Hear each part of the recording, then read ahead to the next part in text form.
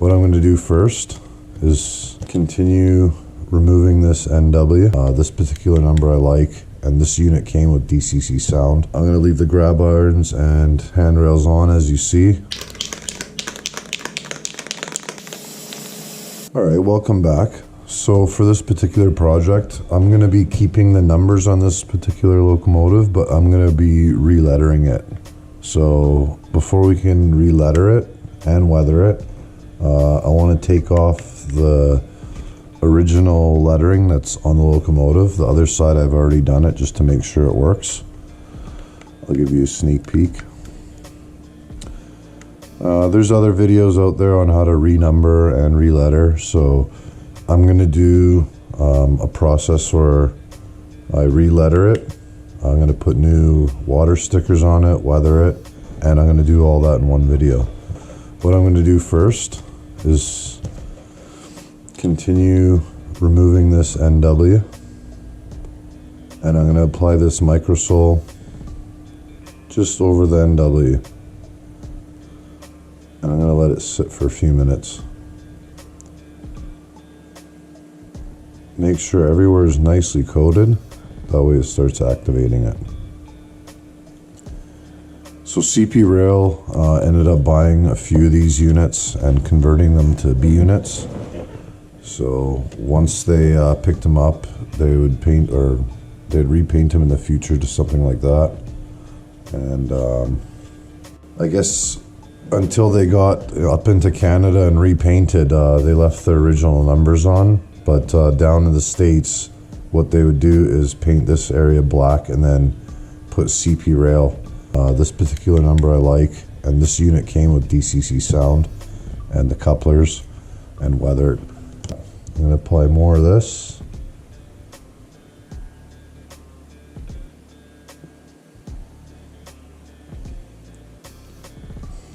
So I'm going to grab a different brush and just kind of start drying up the Micro-Sol on here. So when I stick my tape layer down, so as you can see, it's kind of drying up now. Alright, so what I'm going to do is get a nice tape layer. I'm going to stick it as parallel on here as possible to grab as much on one shot as possible. This is tricky getting it in here with the handrails, but these handrails aren't the easiest things to take off. So once you got your tape on there, you want to press down right on the lettering. And I'm using metal tweezers. I'm not pressing too hard, but I'm making sure the tape is adhering to the numbering, or the lettering, sorry. I noticed that, you know, you're doing little numbers and little letters, but nobody's really done a big one like this yet. And I noticed the large lettering and numbers, they're a little bit trickier to get off. I thought they'd be easier, but the other side I had to work at it for a bit. But with using this tape, it makes it a lot easier. I've seen other methods where you kind of scrape it away with a Q-tip. I don't think that works too much. I think this is the best way. Sometimes using Scotch tape in your modeling really helps. Right, so I think that's pretty pressed down. And yeah, now the tape, what it's going to do is hopefully peel it off in one pull. If it doesn't, we just keep attacking it. Okay, yeah, it didn't even do anything. So I'm going to have to apply more and more Micro-Sol. Just keep going at it. This is going to need a lot because, like I said, the other side I worked at it for about a good 10-15 minutes. So I'm going to keep applying this back and forth, and I'm going to, I'll get back to you when it's time to do the ends, okay?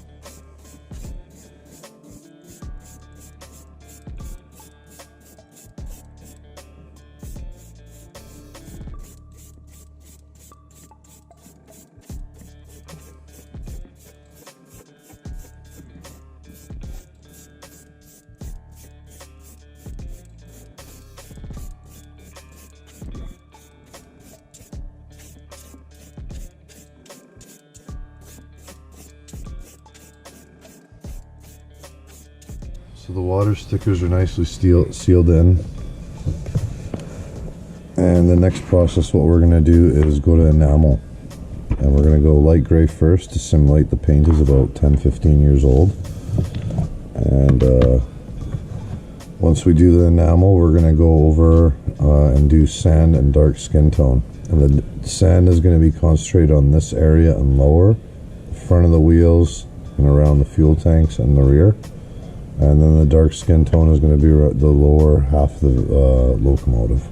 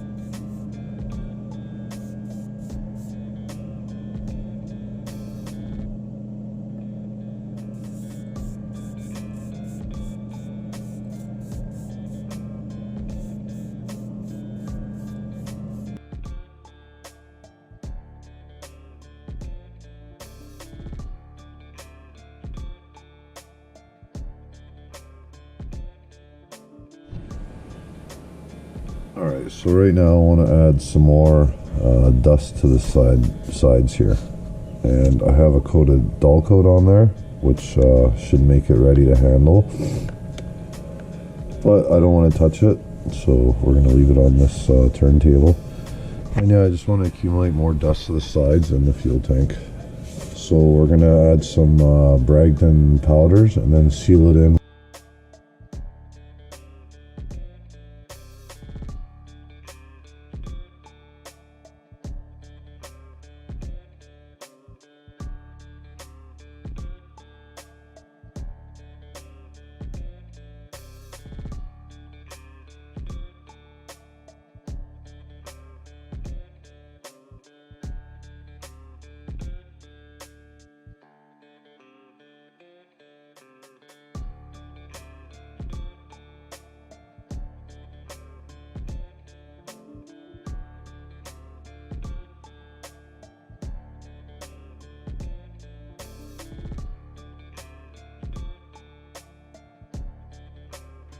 A couple tips I can give you about this fuel stain stuff is, first of all, I put way too much in there.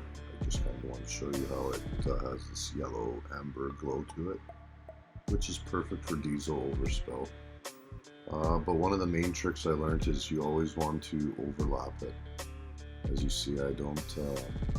I first try to make one edge closest to the edge of the fuel tank, and I make that my border, and I don't go near it again. That's just my my guideline. And then around the center of the overspill, I keep going over that lightly, and it creates a nice overlapping effect. And I highly recommend trying it. I've been using it for a while, and it's a great product.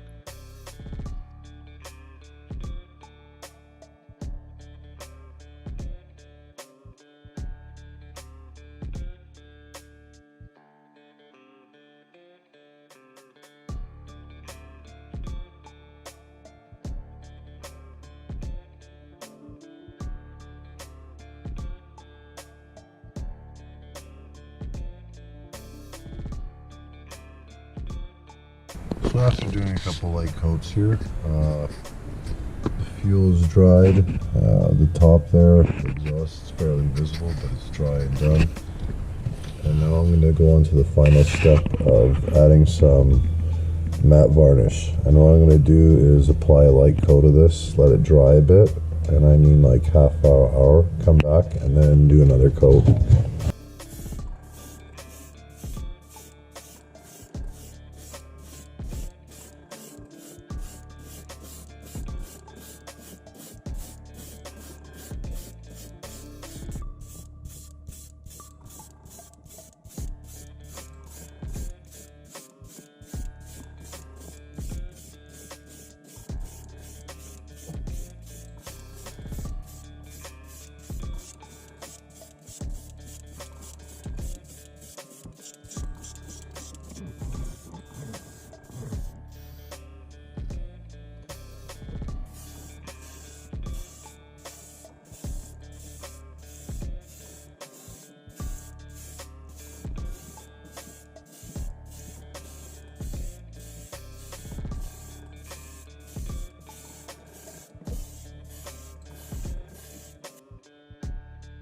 Well, thank you for watching the video to this point. And if you like or enjoyed what you saw or even learned something, please hit the like button. I strive for semi-informative and decent content, so if you want to be informed about future videos or content of your interest, subscribe to my channel and hit the notification button too. If you have any suggestions or thoughts, don't hesitate to leave a comment down below. I do also have an Instagram account which allows you to see projects and final reveals well before the YouTube video is released, so follow me there too. It's under the same name, Shirako.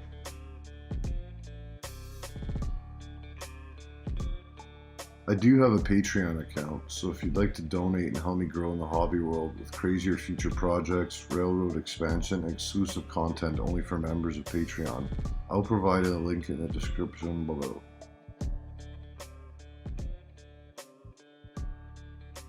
As always folks, thanks a lot for watching, and I'll see you next time.